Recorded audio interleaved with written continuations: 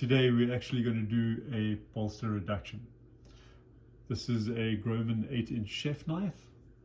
While it's not as pronounced as some, it still has a little hollow section between these 2 points, and this section is really flat.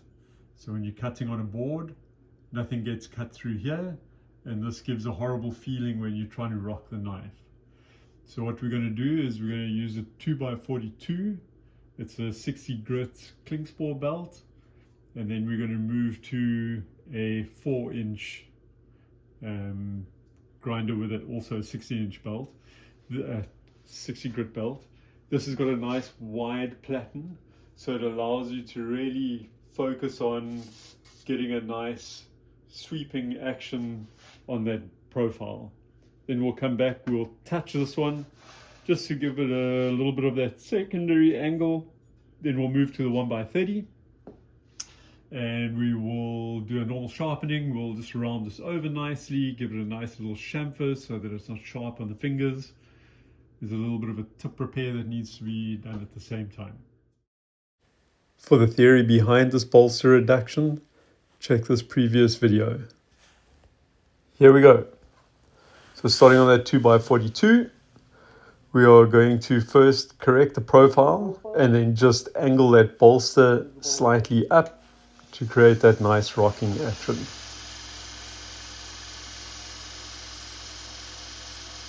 Not the most comfortable way to work, but it allows me to see the line of the knife on the belt. I guess you could stand that belt up and work vertically. It would be probably a lot easier.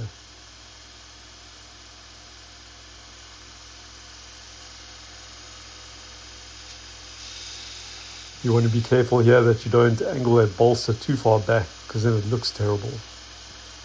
So here, just checking that profile. It's almost right. It just needs a little bit more on the bolster itself. Again, just being careful not to overgrind. Double check it.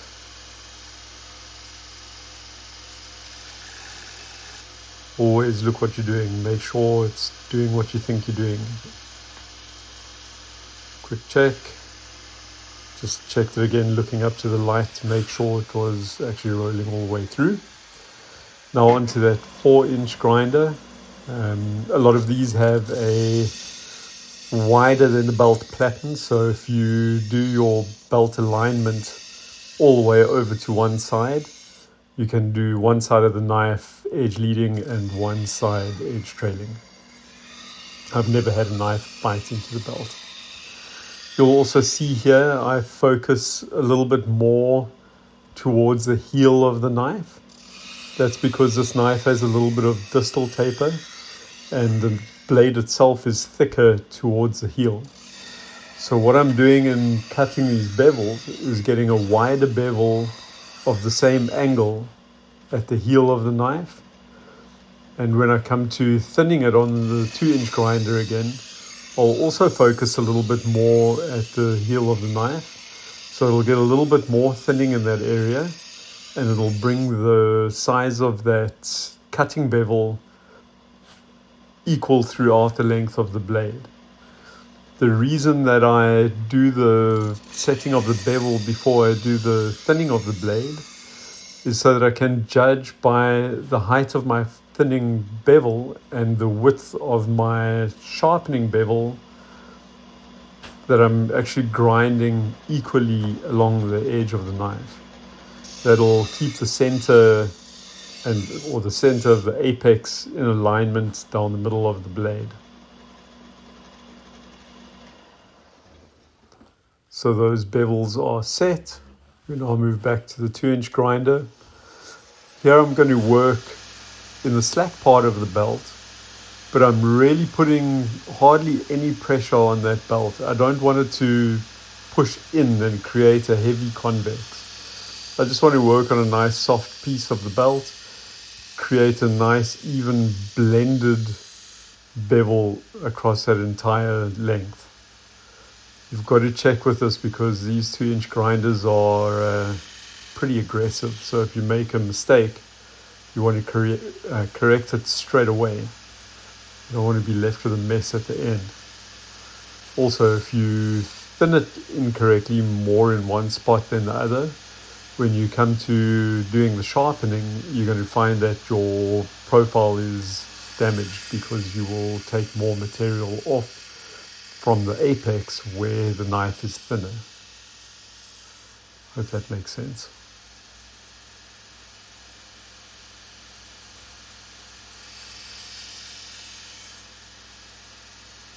What I'm doing here is just making sure that that thinning bevel is equal throughout the length, or a smooth transition from slightly more at the heel to slightly less at the tip. It's got to function, but it also has to look good.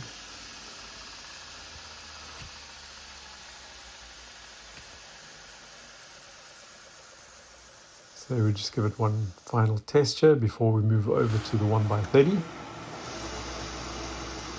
Starting with the bolster itself now, we're working on a 120 grit Kingspor, and I'm rounding the bolster over nicely, trying to create as even a radius on the left and right side of the knife as possible so that it looks good from the side and from the back.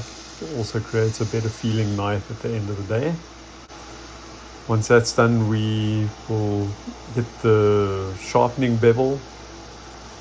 Here I just want to do a pass through, make sure that I've got a burr all the way along the blade from both sides, which should be one pass each side. Again, I'm just focusing a little bit more at the heel. I don't want that little bump reoccurring there next to the bolster. The second side coming through, and then we will move down onto the thinning bevel in the slack part of the belt again.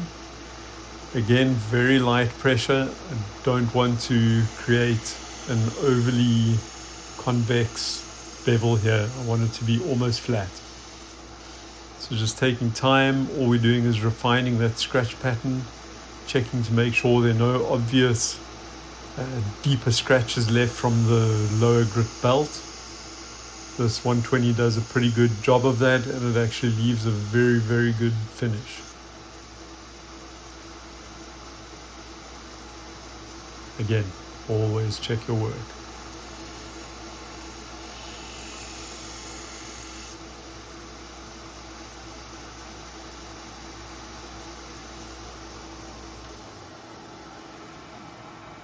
Now that we're finished with the 120, I'm going to put a Kingspor 240 on. This belt gives a pretty nice finish. It sort of half matches the existing grind on bolsters and a lot of the sides of knives. I start here with the bolster again, blending it in.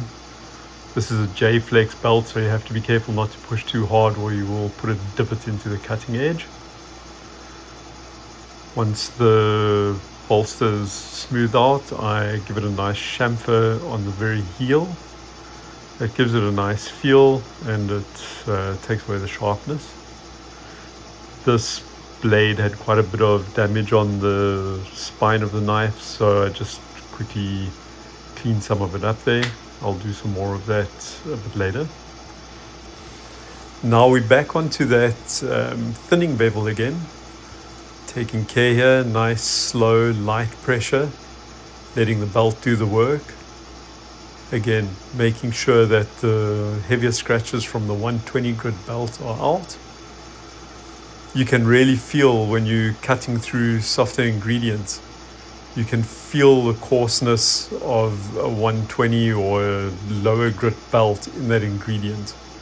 It almost scrapes through, it's not nice at all. So it is important to do a little bit of refining on these thinning bevels. This doesn't take long and it's really, really worth the while.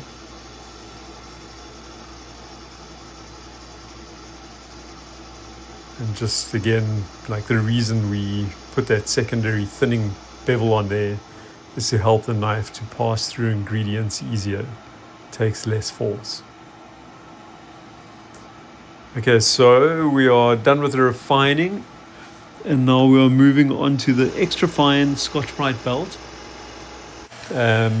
This is the beginning of the deburring. I've doubled the speed here because this had a real hang-on-y type of burr. I realized afterwards that I didn't actually refine my edge on the 240. So it took a couple more passes to get that bevel refined and for that burr to be reduced and eventually removed. This was actually taking so many extra passes.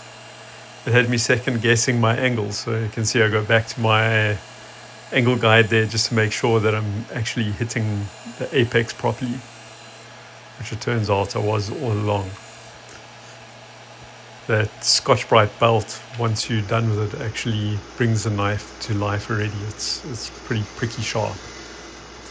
And then just running that spine over there, just smooths it out. I do about a 45-degree angle. Looks good, feels good. Takes any of the sharpness off. A lot of these knives come very square. And we're over to the cardboard wheel. Just adding a little bit more of the green stuff there. I do one pass here per side on the sharpened bevel. That's enough to polish it up without removing all the teeth and set it up for the felt belt for the final deburring. The rest of the passes I'm doing are at a much lower angle and they are addressing the thinning bevel. Giving that a little bit more polish gives it a lot better feeling when you're cutting through ingredients.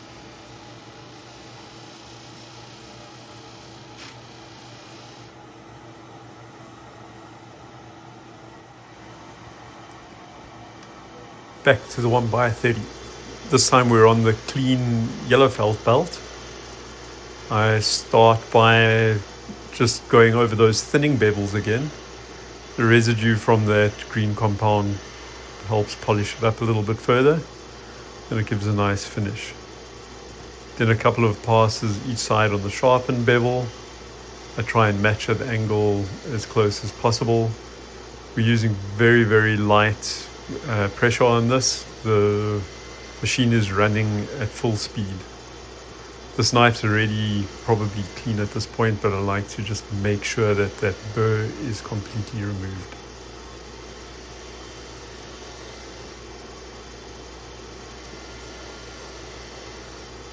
And then we move on to a cut test where I do a lot more cutting than I probably should. You sharpeners will understand. Once you start cutting, it's very difficult to stop. So I do the normal cut through the side of the paper, check the tip, and then I fold the paper over and make sure that the knife bites straight through the side of the paper. That means the apex is nice and clean. If you hang around here, you'll see me cut through the side of a kitchen paper towel. So for all of you who doubt it, this is a nice clean cut, which again proves that the apex is nice and clean and that the edge is very, very sharp. And there it is. Thanks for watching.